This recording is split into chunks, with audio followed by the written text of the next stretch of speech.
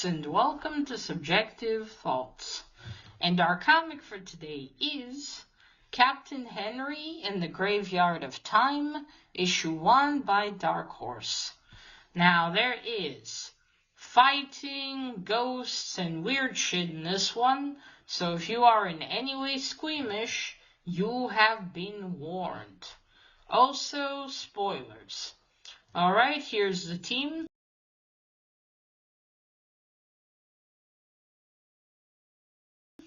So this is a fairly new series. It came out last year being 2025.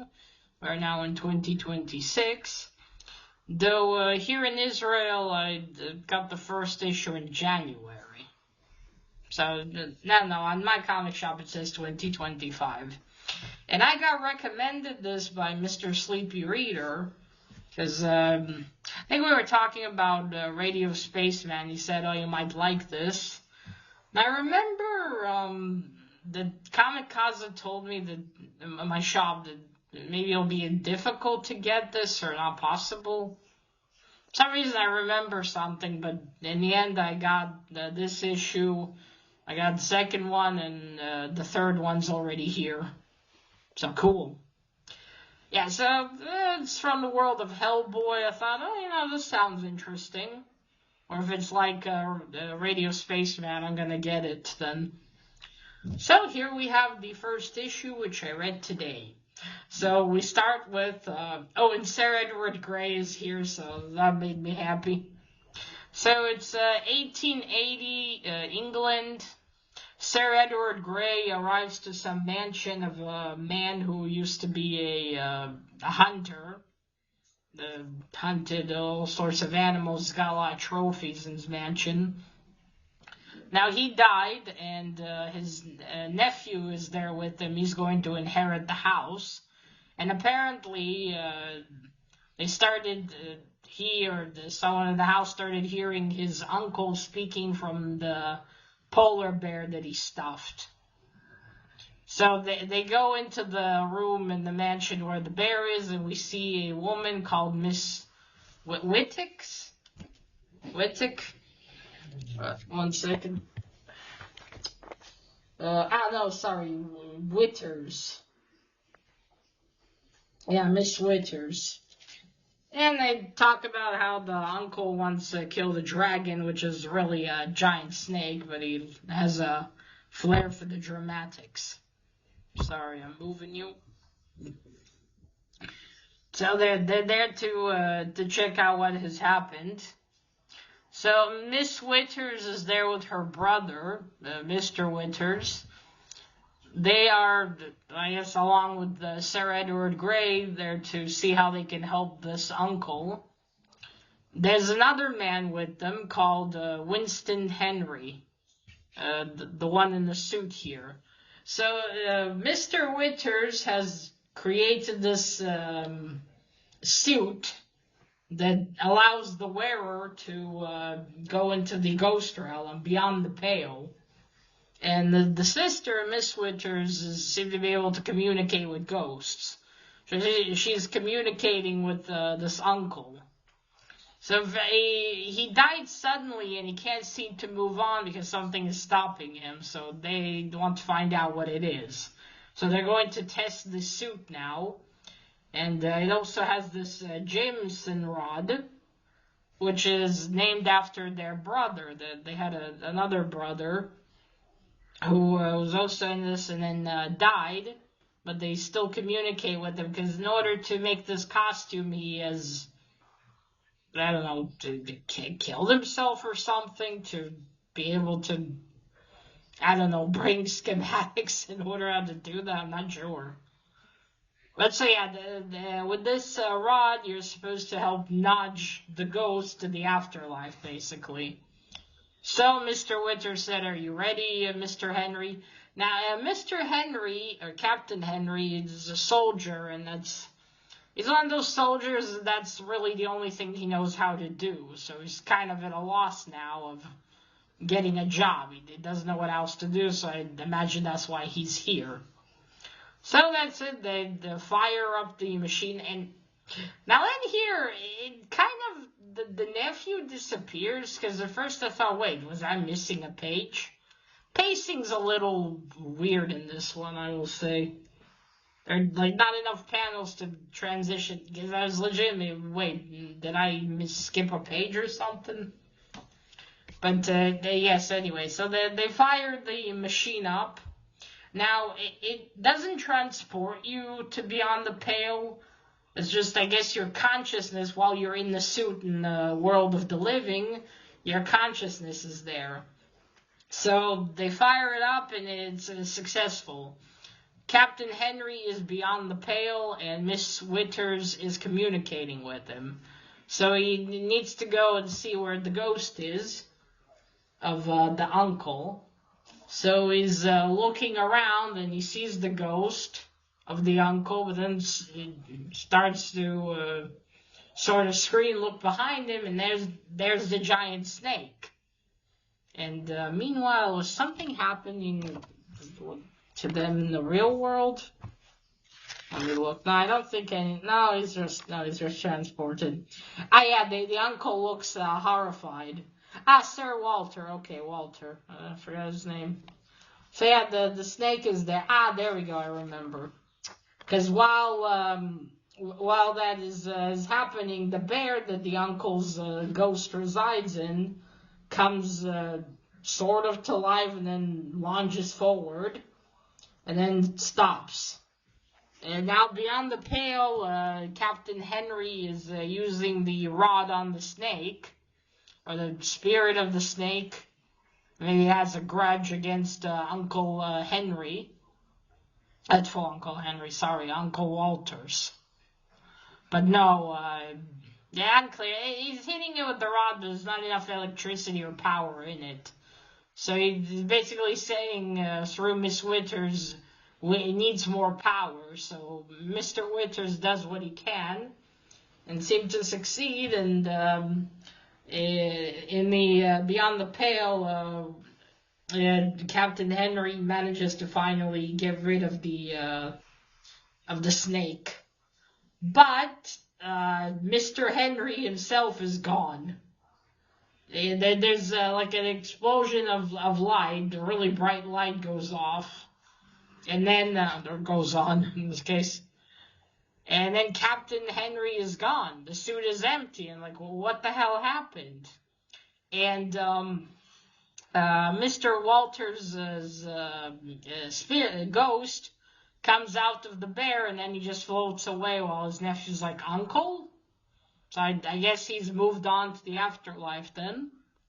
But yeah, Captain Henry is gone, and we see him falling through something in the suit, but as he keeps falling and reaches wherever he is, the suit disappears.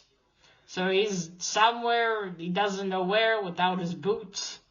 And he's walking around, and it seems to be this massive graveyard. Now, back in the world of the living, Mr. Winters is at a loss. Miss Winters is trying to contact Captain Henry, but it doesn't seem to work. And again, the brother is flabbergasted, and he's not making sense. And Sir Edward Grey's like, get a hold of yourself. You're not making any sense, man. Where is Henry? Well, shit. They lost Henry. The experiment was a success. Yeah, they're like, yeah, there's the light. Now, there's the light in their world, but in the afterlife, in the real world, the machine that the suit's attached to just it explodes a bit. So yeah, they don't know where he is. So he goes through this, what seems to be like a giant graveyard for machinery, while in reality it looks more like a graveyard for clocks. Because every machine seems to be some type of clock. And Captain Henry's walking around there thinking, there's no pair of boots in this hellhole. And he's wondering what's going on, and he's looking. It doesn't seem like there's a way out of there. And again, it's all, just imagine a big graveyard with just mechanical clocks everywhere. Old style, of course. No digital. And he goes on this little hill there looking, and suddenly he hears something, and like, this isn't the place to be without a weapon. And from the ground, he breaks off like a metal rod almost. And he's holding it, but the thing that comes to him is this giant clock monster. It is massive, this thing. And he starts to chase Captain Henry, and Captain Henry tries to run, and thinking, oh, maybe this one is slow and stupid. Not the case, unfortunately. He runs away from it. The clock creature, keeps throwing a metal at him and punching the ground next to him I guess, try to kill him. And then when he says, a good thing you're slow and stupid, he takes like this sort of like almost like a fence of metal just missing the fourth wall, and throws it ahead of Henry, and it basically blocks him all around except where the fourth wall is missing and the creature is there. And he's like bloody hell, basically, as he's standing in front of this clock monster, and it's about to approach and kill him. And it keeps ticking. So yeah, it has the body of some kind of creature, somewhat humanoid. Yeah, and he says, hell's balls. And then that's it. To be continued. Okay. The first cover, I got cover B in this case, and this is the Mike Mignola cover, so I'm very happy about that. You know, I love my Mike Mignola art. Look at that, there's the bear looking confused. So what can I say? I'm biased. I really love Mike Mignola covers. There's Sir Edward Grey, there's the bear, there's the clocks. I wish this had Mr. Mignola's art. But I guess in his age now, he's probably less wants to have less work now. So the art in here is by Mr. Bruce Zeke. That's how you pronounce his surname. Okay, here, let me show you. See him over there, Bruce Zeke. Oh yeah, there's a cartoon, I don't know if it was a comic before, called Monster Allergy. And the main character, boy, is called Zeke, so I don't know if it's the same. I don't remember how it was spelled. Alright, let me show you some art. Yeah, so this is Mr. Zeke's art. Oh, there we go. That's a decent style. It's definitely nowhere near as dreadful as Miss Truesdale in the Fall of Hyperborea. Ugh. It's definitely got a style to it, but again, I wish it was Mike Mignola. That's the sister, Miss Winters. That's the nephew, this guy. I mean, Mr. Zeke definitely has his own style with faces, I'll give him that. At least this art is mostly clear of what the fuck's going on. There's the uncle in the picture there. You can see that. And that's Captain Henry, see in that suit. And that's the contraption, or the machine. And there he is in the suit there. Coloring's decent. I think they could have done a better job here, though. Just make some parts a little more alive. But yeah, it is what it is. Well, the art style is not bad at all. At least it's clear what's going on. I think the coloring could have been, I don't know, differentiate more. Whatever. Alright, that's all I can show you. It's a new comic. Alright, now for story. Well, Mr. Sleepy was right. It's definitely kind of slightly feels like Radio Spaceman, which I really liked. And I was bummed that it only had 2 issues, and that's it. But this is really interesting, and it has Sir Edward Grey. Man, it's definitely a gripping first issue. It's got It's got Captain Henry falling into this, wherever he is, it seems to be some kind of, well, like they said, graveyard of time. But I wonder if it's like another ghost realm. A realm within the realm, perhaps. Or something like that. Because it is very interesting what's going on here. Where did he fall to? And can he get back into the world of the living? And if so, how? And is he going to survive that giant clock monster? Well, you imagine he would, because I don't think there'd be a second issue. But yeah, this was very fun to read and interesting. Definitely looking forward to see how this continues. I think it's probably going to be another mini-series. I wonder if it's going to have 4 issues or maybe a little bit more. Although I don't know. Now it seems to be a lot of 4-issue miniseries, so it might be another one of those.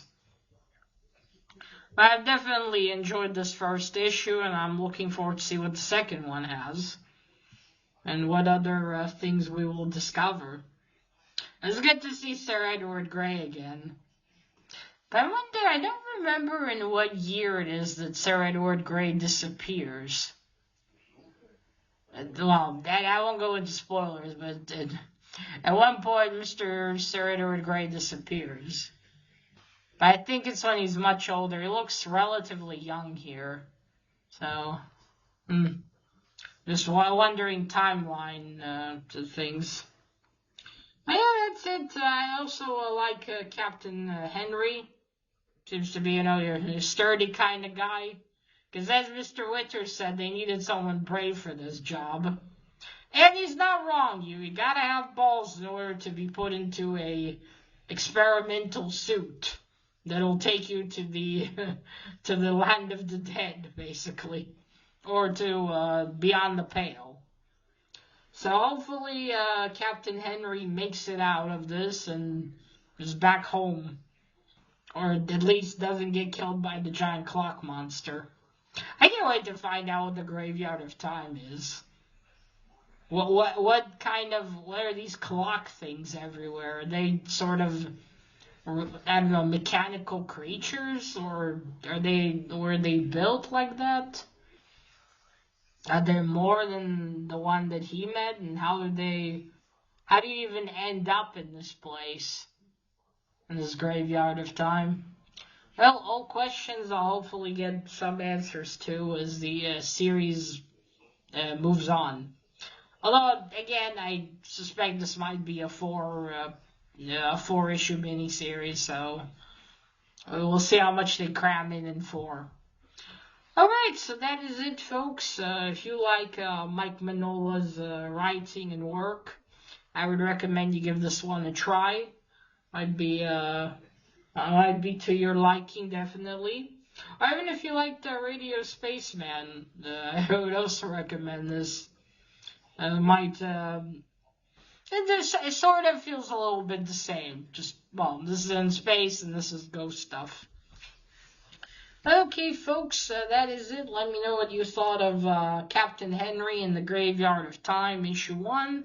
And remember, collect what you're passionate about and share it on YouTube. Bye!